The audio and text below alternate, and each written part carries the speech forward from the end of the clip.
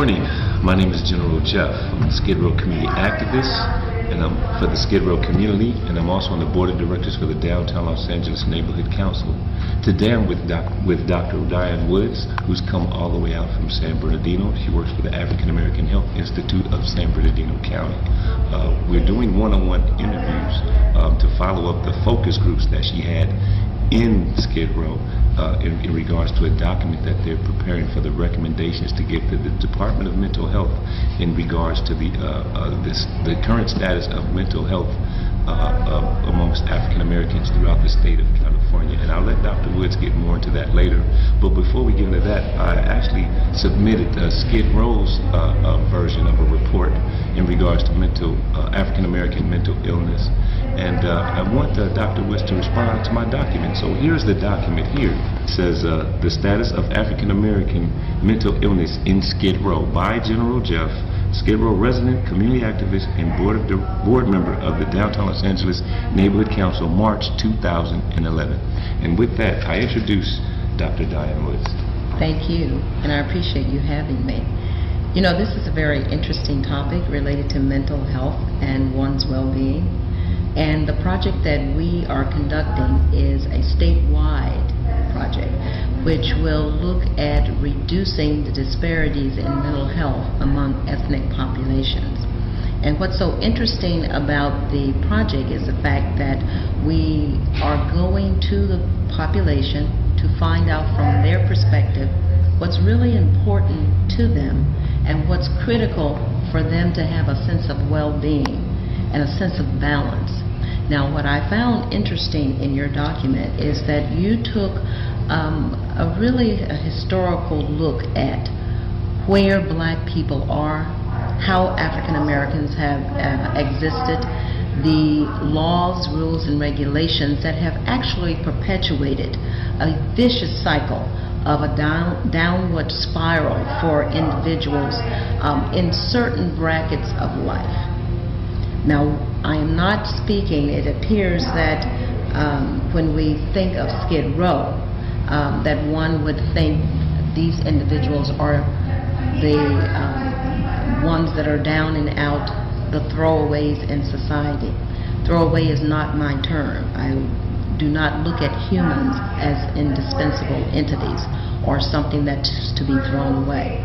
So when you bring up the idea related to when we look at our society and what society has done to actually enhance or perpetuate this downward spiral, it becomes very evident that it's not just an individual response, that there is a societal response that is needed and one that is expected and should come forth.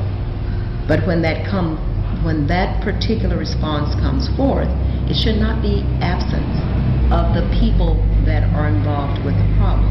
So when you look at solutions, the solutions then are real based on how people identify their problems. Now, the issue regarding mental health, oftentimes it is not well understood and oftentimes not even talked about, especially among African American population. But when you bring up this idea about there are solutions among our people that are inherent in our arts and our creativity and our expression of ourselves, then the whole community can rally in that particular perspective so that we create an environment that is nurturing.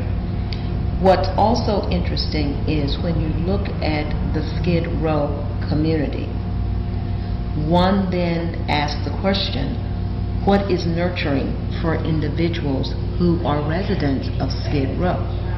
And as a part of the work that I do, which is community-based participatory research, therein lies the answers. So with that research process, you engage people so that people feel very comfortable in their own words, from their own perspective, identify what is important to them. So I think that your document and laying a foundation and looking and saying we can't just look at the individual, which in our society we know that. And we can't blame the system. And in our society, we know we can't just blame the system.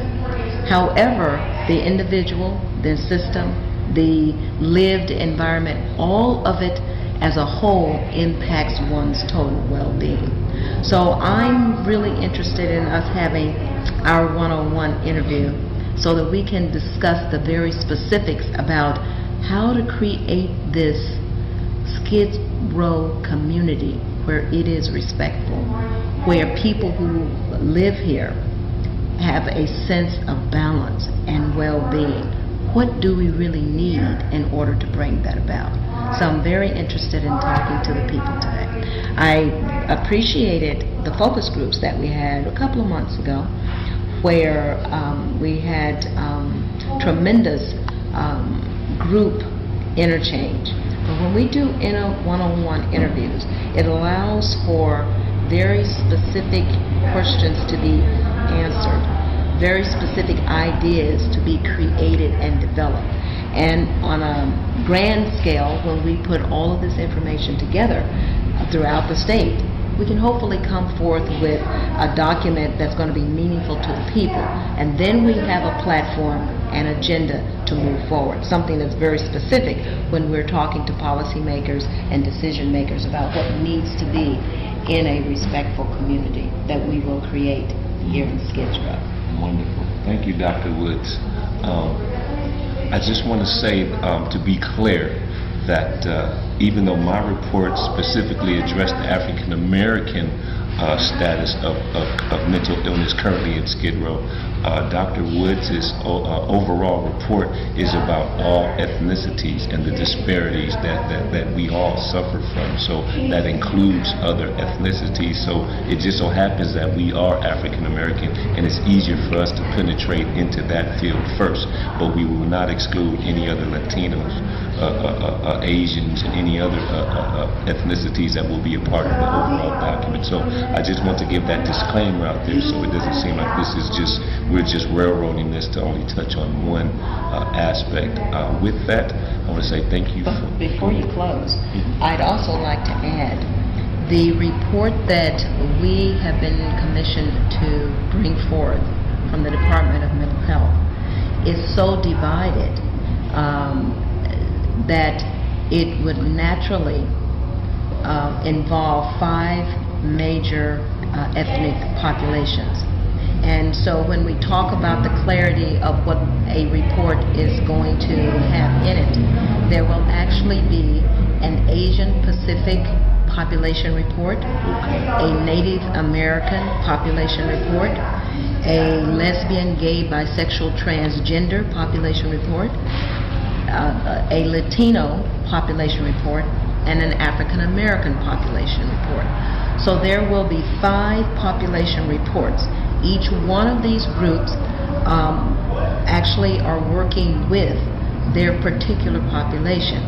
So that when we finish with the population reports, we will then integrate them together into one strategic plan for the state of California. So it will be reducing disparities related to mental health for the state of California, a strategic plan for the state of California. What's really, really unique about this particular process is, as I said earlier, it engages the people and allows people to define from their perspective what good mental health would be, what would be valued within their population, what the system needs to have in place to be responsive to their needs, and then how that the state of California then can work to create this entire system that is culturally based. And quite frankly, there's not another state in the United States that has actually done this process or produced this level of document. So we have national support, attention of the nation. It's an international attention also.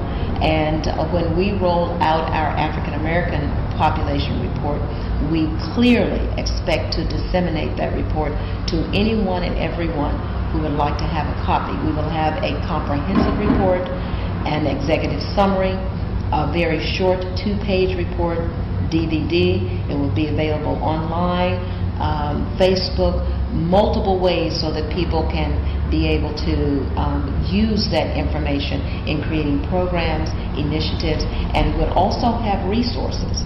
Now that's a strong clue too, because within our community, many times we are not aware of where the resources are and how to access those resources.